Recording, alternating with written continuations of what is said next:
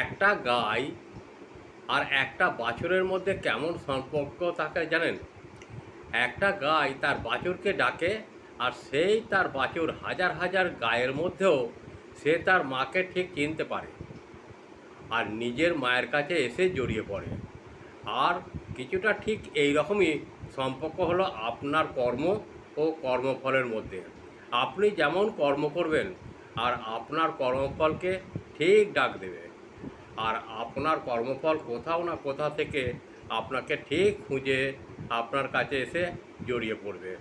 তাই উচিত এটাই হবে যে আপনি সৎকর্ম করুন, কারণ ঈশ্বর যদি আপনার ভুলের জন্যে ক্ষমা করেও দেন, তাহলে আপনার কর্ম কিন্তু ক্ষমা করবে না।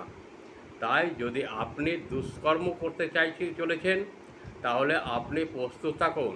আর যদি আপনি শুভ কর্ম করতে চলেছেন, তাহলেও আপনি প্রস্তুত থাকুন। কর্মের ফল অবশ্যই পাবেন। কথাগুলি ভালো লাগলে আমাকে একটা লাইক, শেয়ার ও সাবস্ক্রাইব করতে ভুলবেন না। যারা আমাকে সাবস্ক্রাইব করেছেন তাদের উদ্দেশ্যে জানাই আন্তরিক ভালোবাসা ও বড়দের প্রণাম। এইভাবেই আমার পাশে থেকে সাহায্যের হাত বাড়িয়ে দিন। আপনাদের একটি সাবস্ক্রাইব আমাকে একটু আলোর দিশা দেখাতে পারে। তাই অনুরোধ, সাহায্যের হাত বাড়িয়ে দিন।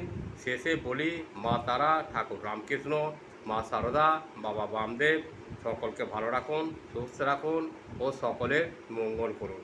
নমস্কার, ভালো থাকবেন, ভালো রাখবেন।